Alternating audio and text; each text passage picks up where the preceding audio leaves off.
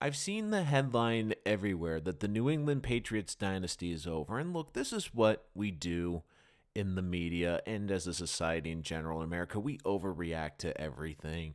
Now, do I think there's some truth to this? Yes. But do I think it's an absolute? Not necessarily.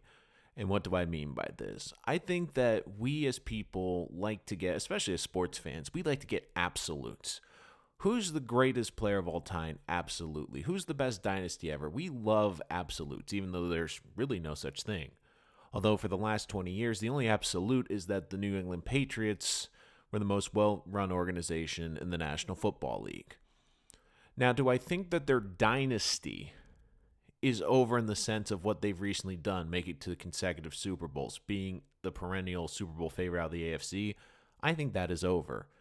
But do I think that their dynasty is over even if Tom Brady leaves, even if Bill Belichick might leave? I doubt he does. If he stays, especially, no, because they have a great owner. They have a great head coach. And even if they do move off of Tom Brady, they have a great system. I still think they're going to be competitive. I still think they will be able to survive, and I still think they'll be able to be a playoff team. But will they be the dominant force in the AFC? No. There's so much to dissect in this whole situation with Tom Brady, with Bill Belichick, and with Robert Kraft. But I'm going to start with this. I'm going to start with Tom Brady. And of course, everyone is saying, well, he's gone. He's definitely leaving New England. I don't know what will happen. I really don't, because he's a free agent. And Peter King did a great job. He interviewed Robert Kraft in his Football in America.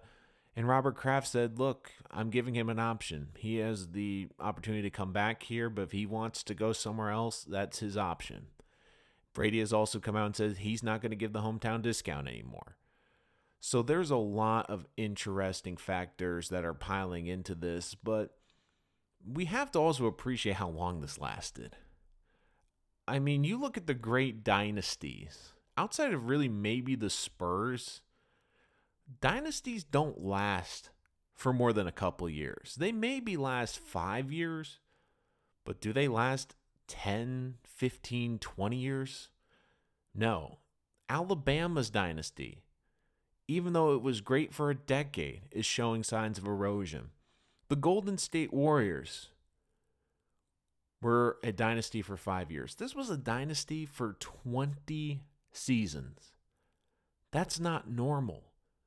The Patriots got a lot of great breaks in this. They were able to find a great Hall of Fame quarterback in the 6th round. They were able to get arguably the greatest coach ever. They were also able to get a quarterback and a coach that worked well together, and a quarterback that was willing to not be the highest paid quarterback in the league, even though he rightfully deserved to be for most of his career. But the erosion of the dynasty really began a couple of years ago when the Patriots, and we all know what happened, when the Patriots traded Jimmy Garoppolo. Because I will say this about Bill Belichick. Why he is the greatest coach in NFL history has been his ability to be ahead of the curve.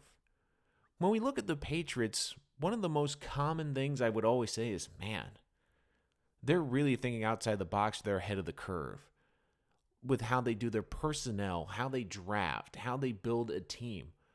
They were the first team to really spread out offense in the NFL, and now teams caught on. They were the first team to really utilize tight ends, multiple tight ends, pass-catching tight ends, and showed the effectiveness. Now we see everyone looking for a good pass-catching tight end. Now we're seeing the evolution of bringing back the power run game, dominating offensive line play. And Bill Belichick has always been ahead of the curve. And I think he was getting ahead of the curve again, but he was stopped by Robert Kraft. Because if you remember 2 years ago, he wanted to move off of Tom Brady and move to Jimmy Garoppolo.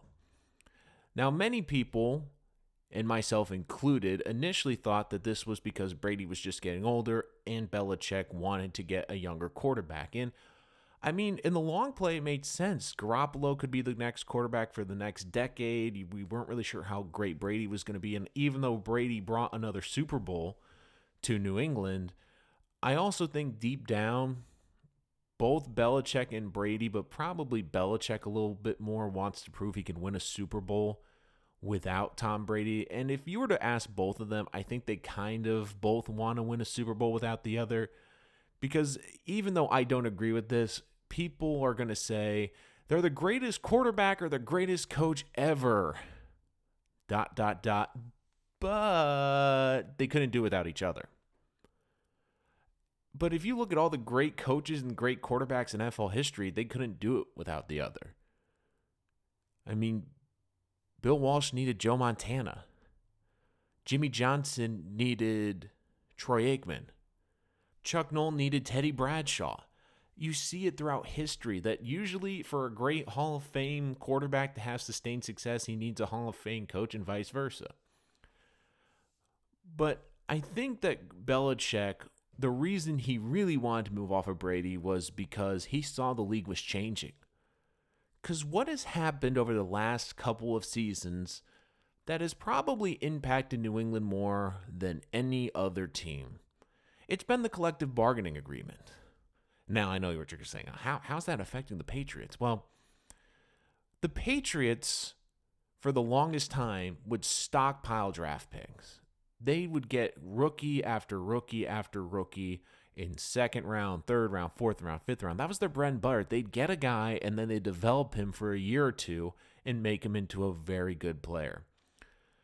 But haven't you noticed what New England did the last couple of years with the draft? They were a little uncharacteristic. They were trading draft picks for veteran players. They were trading away draft picks. They weren't stockpiling draft picks. Little funny how they did that, right? The offensive line, they have arguably the best offensive line coach in the NFL. And they've always seemingly had a top 5 offensive line, but over the last few years, and especially this year, their offensive line wasn't as great. Why is that? It's because of the CBA.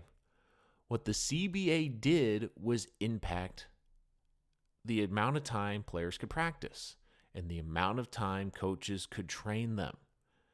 It's crucial. Some skill positions, it's easier to draft a receiver and a running back and plug and play them.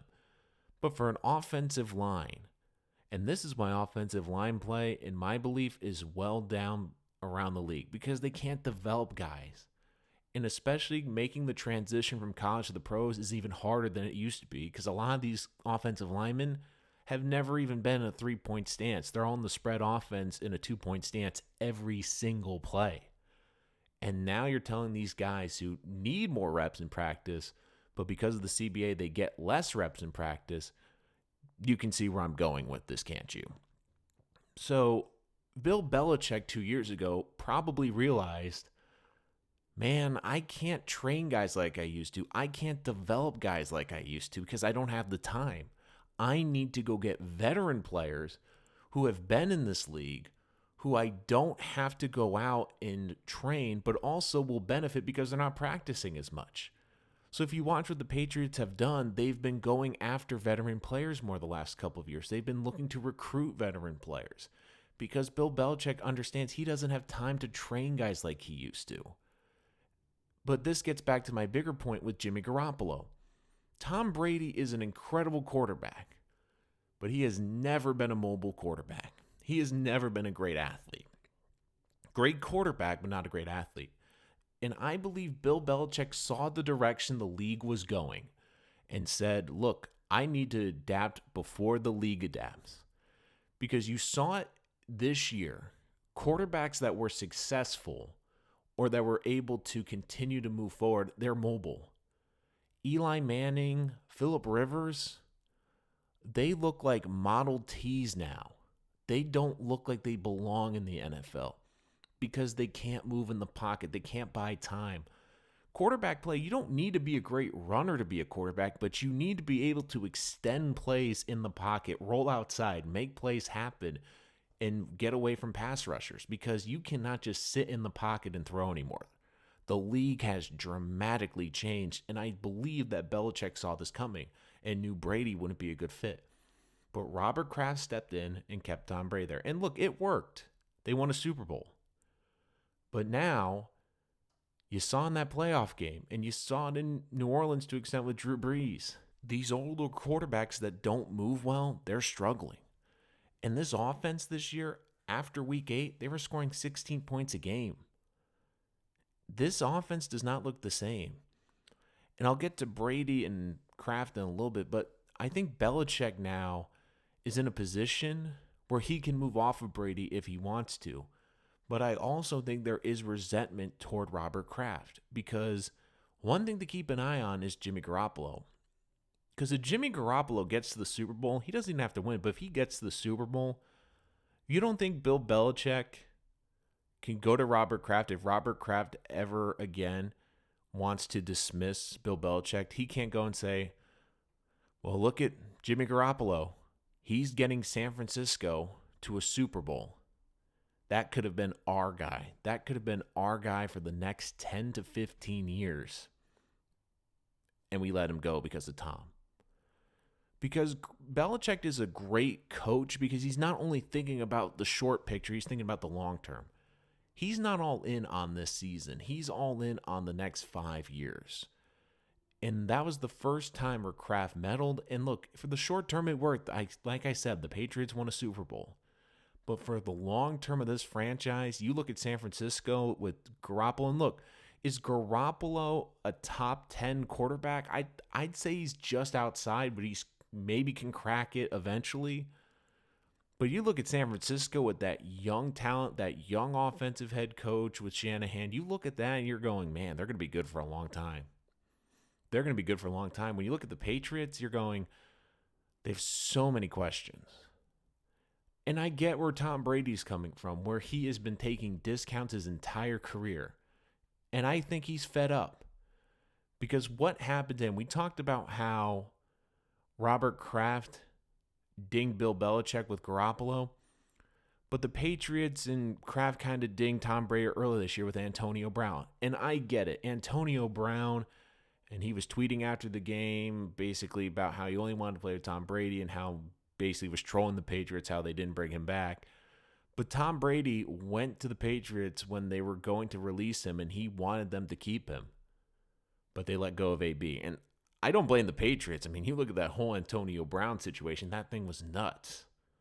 I mean, we can go into that, but I'd be talking for the next half hour. So for Brady, he feels dinged because he's saying, I'm taking pay cut after pay cut after pay cut. I'm in a position where I could easily be making $30 million or more a year. I could have been the highest paid player in the league countless times. But he never was. And now he's looking and saying, you can't get me a great running back. You can't get me a great tight end. You can't get me a dynamic receiver that can separate, that's what Antonio Brown was. You look at Tom Brady, he's looking around saying, at this roster going, I don't have guys that can separate. I don't have a great tight end. My offensive line isn't as good as it used to be. And I don't have a great running game. I have a good running game, but not a great running game. I could see him picking and choosing a team. I know the Chargers are a popular one based on their offensive line and based off of their receivers that he thinks he can see with. And I also said earlier, I think he kind of wants to prove he can win without Bill and win without Robert Kraft. I don't think he's done playing, but I'm not sure what's going to happen to New England. I mean, he could just go back and we'll just see what happens and go from there. But it is fascinating to see how this dynasty could potentially be coming an end, because you saw the seeds of this plan a couple of years ago where, once again, long-term Belichick was thinking about Garoppolo and saying, look, Tom's probably going to be great for the next 2 years. But do we want to be great as an organization for the next decade? And Robert Kraft chose Brady, and I get it. Brady has made the Patriots one of the most valuable franchises in sports. I get it. You look at where the Patriots were before Tom Brady and Bill Belichick. I mean, people tend to forget this, but they were a laughingstock in the NFL. They were one of the lowest rated franchises in terms of money in the league. They played forever in Foxborough Stadium, which was widely regarded as the worst stadium in the NFL. There were multiple attempts to try to move this team out of New England. There was a chance in the late 90s they were going to move to Hartford, Connecticut. But then the league stepped in because they didn't want to leave the Boston market, and they finally built Gillette Stadium. But Kraft understands how valuable Brady has made this franchise. And I know it's hard because there's an emotional attachment there. But Bill Belichick wasn't emotionally attached to Tom Brady because he's a head coach and he understands players. So it's interesting to see these three key figures in not only the Patriots' history, but in the history of the National Football League and the sports landscape in America, how they were able to coexist for 20 years and the success that they've had. But now we're getting to the end of it likely. Even if all three are back next year, I mean, Kraft's not going anywhere, but if Belichick's back, if Brady's back next year, Patriots can still be a good team. They'll still probably win the division, but do I think they're going to be a Super Bowl favorite? No. And that thing that will hurt the Patriots more is if they see Garoppolo continue to have success in this postseason and get to the Super Bowl. Even if Garoppolo doesn't have a great postseason, but he gets the 49ers to the Super Bowl or even to the conference championship, I mean, Bill Belichick, like I said, he can go to Robert Kraft if there's ever a decision again and say, well, I was right on Garoppolo. I listened to you on that one, and look where it got us. So there's so many moving pieces. If you want to trace the start of the decline of this dynasty, I think you can do it with the trade to Garoppolo. Do I think it's completely going to fall off the cliff? Absolutely not. I think there's too many great people. They have a great owner. They have a great head coach. And even if Brady doesn't come back, they have a great system, a great scouting department. They'll be okay. They're not going to completely fall off the cliff. But things change. Brady is getting older. The league is changing around them. I mean, we forget the NFL, it's not like other leagues. This league changes quickly. 3 years ago, you could be a great pocket passer in this league. Now, if you can't move in the pocket, you inhibit what your team can do on offense. But once again, I'll finish with this. Even if you don't like the Patriots, you have to respect what they did for 20 years because dynasties don't last. Look at the great dynasties around us. The most they last is usually a decade. This team not only had one dynasty, you could make the case they had two. In the early 2000s and then the late 2000s again. They had that period in the middle where they didn't win Super Bowls, but they were still a great team. They still made an occasional Super Bowl appearance. But the sustained success that this team has had for 20 years, if you think about it, that's 20% of the league's history that the Patriots have been a dynasty for. I mean, when we look at the other great dynasties, did they even make it through a decade? And the Patriots have done for 20 years. So even if this is truly the end of the dynasty, I do think the Patriots will still be a good organization and a good team moving forward.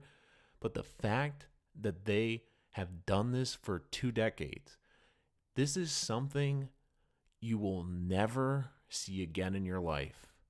You're never going to see this again. So even if you don't like the Patriots, when you look back on this in 20, 30 years, and you're telling your kids about great football memories, even if you despise the Patriots, you can tell your kids, I was fortunate enough to see arguably the greatest dynasty in sports with arguably the greatest quarterback and the greatest head coach.